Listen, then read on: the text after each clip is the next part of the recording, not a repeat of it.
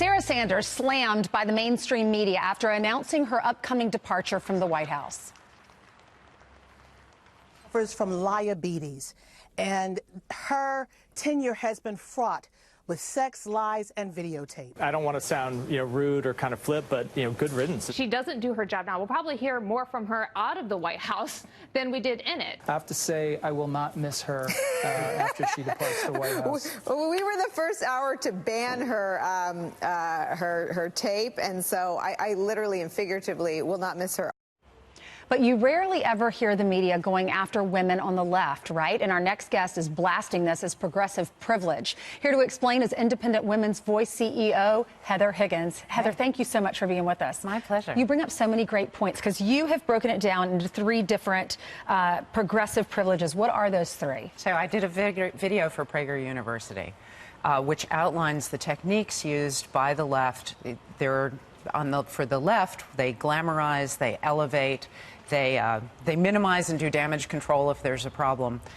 For women who are on the right, they use these techniques like omission, labeling, mocking, all in an attempt to dehumanize and to treat with contempt so they don't have to actually deal with the argument. All right, speaking of omission, your first one, the 2018 Glamour magazine Woman of the Year, there were 11 women that were highlighted. Not one of them was a Republican. They were all Democrats. Yes. Why is this? Why do they do that? Why don't they support women?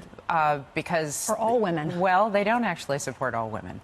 They support women who agree with their agenda. Correct. And so they claim to support all women, but that's not really what's going on. You have to agree with the ideology and buy in to be on one side or the other of the treatment, which is sad. And occasionally you'll get what they say is balance. Read an article and you'll see that all of the people who are being extolled are women on the left, and then maybe there's one who's a conservative or on the right, or a Republican.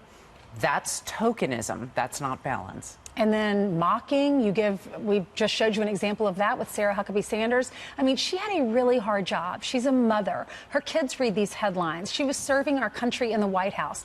Yeah, you might not agree with her politics, but what a phenomenal job and a tough job. We should support her. But remember, for the left, all politics is personal, right?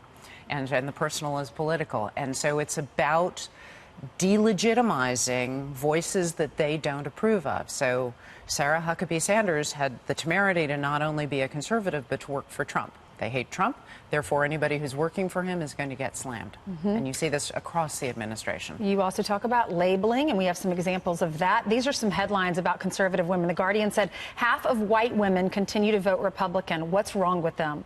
Vanity Fair, they say we're white supremacists inside the strange world of conservative women. Washington Times, pro-Kavanaugh women fed up with gender traitors label. Perfect examples. It is so true. And it's interesting, so many hundreds of thousands of people have already watched this video that only just came out this week. And the comment that's the most frequent is thank you. But the second most is truth. I think that this has touched a chord for a lot of women who've looked at this video and said, this is the reality I live. I feel chilled.